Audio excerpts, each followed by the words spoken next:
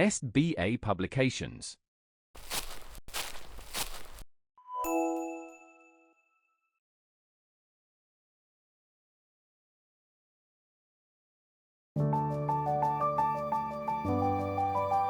नमस्कार प्यारे बच्चों, आशा करती हूँ आप सभी लोग अपने अपने घरों में स्वस्थ होंगे। और आज हम लोग शुरू करने जा रहे हैं आपका पाठ 13, जिसका नाम है दिन और महीनों के नाम। तो आप सभी लोग अपनी अपनी पुस्तक खोलिए और मेरे साथ अपना विषय पढ़ने के लिए तैयार हो जाइए। बच्चों, आज हम पढ़ेंगे दिनों महीनों के नाम, सप्ताह और महीनों में दिन। पढ़िए और समझिए। टिक टिक टिक टिक कहती सुई, बच्चों करो तुम रोज पढ़ाई। 6 दिन तुम करना मेहनत, 1 दिन करना आराम। 7 दिन का है सप्ताह, यूं ही आता यूं ही जाता। आते जाते दिन बीतते जाते, महीने और साल बनते जाते। तो ये आपको दी हुई है एक घड़ी, जिसमें समय दिखाई देता है ना। और इसी तरह से हमारा दिन का समय पूरा होता है, फिर सप्ताह का समय पूरा होता है, फिर महीने का समय पूरा होता है। ठीक है, तो ये कहना चाह रहे हैं कि आप अपना काम समय के अनुसार कीजिए। दिनों के नाम बच्चों, एक सप्ताह में 7 दिन होते हैं। कितने? 7। हर दिन का एक नाम और क्रम होता है। हर दिन का एक नाम और एक क्रम होता है। ठीक है, आइए सप्ताह के दिनों के बारे में जानें। सोमवार जो आपके सप्ताह का पहला दिन है, मंगलवार दूसरा, बुधवार तीसरा, वीरवार चौथा, शुक्रवार पांचवा, शनिवार छठा और रविवार 7वां दिन है। ठीक है, तो ये आपके सप्ताह के 7 दिन हैं जो इसी क्रम से चलते हैं। ऐसा नहीं होता कि आज सोमवार बीमार हो गया तो आज वो नहीं होगा, आज मंगलवार हो जाएगा। ऐसा नहीं होता है। सोमवार हमारा सप्ताह का पहला दिन होता है, जिससे हमारा सप्ताह शुरू होता है। ठीक है, तो आपने इसी क्रम में इन सारे दिनों को याद करना है। ठीक है, महीनों के नाम। एक वर्ष में 12 महीने होते हैं। कितने? 12। ये सब महीने अलग अलग नामों से जाने जाते हैं। इनका भी एक सही क्रम होता है।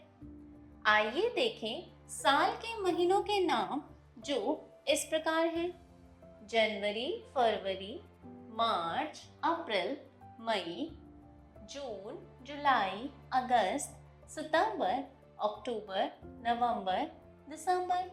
अब इसी तरह से इन सभी महीनों का भी यही क्रम होता है। जनवरी पहला महीना, फरवरी दूसरा, मार्च तीसरा, अप्रैल चौथा, मई पांचवा, जून छठा, जुलाई सातवां, अगस्त आठवां, सितंबर नौवां, अक्टूबर 10वां, नवंबर 11वां और दिसंबर 12वां। और सभी महीने मिलकर क्या बनाते हैं? एक साल। क्या बनाते हैं? एक साल बनाते हैं। और महीनों का क्रम इसी तरह से रहता है। आपको इसी तरह से इनको याद करना है। ठीक है, बीच बीच में से कोई भी महीना आप छोड़ेंगे नहीं। जो क्रम आपको दिया हुआ है उसी क्रम से आपने महीनों के नाम याद करने हैं। ठीक है, विशेष।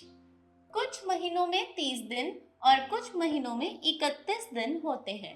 बच्चों, आप लोग जब कैलेंडर देखेंगे तो आपको दिखेगा कि कुछ महीनों में 30 तारीख तक डेट दी हुई है, दिनांक। डेट को हिंदी में बोलते हैं दिनांक। और कुछ महीनों में 31 तक दिनांक दी हुई है। ठीक है, फरवरी के महीने में केवल 28 या 29 दिन होते हैं। अब आप कहेंगे 28 होते हैं या 29 होते हैं? जब आप अपनी अगली कक्षाओं में जाएंगे तब आपको पता चलेगा कि कौन से वर्ष में फरवरी में 28 दिन होते हैं और कौन से वर्ष में फरवरी में 29 दिन होते हैं। ठीक है, लेकिन फरवरी ही एक ऐसा मास होता है पूरे वर्ष में जिसमें 28 या 29 दिन होते हैं। बाकी सारे महीनों में या तो 31 दिनांक तक दिन होते हैं या 30 तक। ठीक है।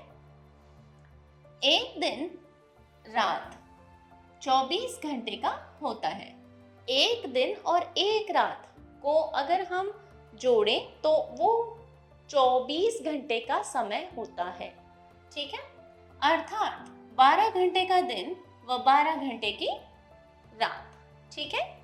बृहस्पतिवार को वीरवार व गुरुवार के नाम से भी जाना जाता है।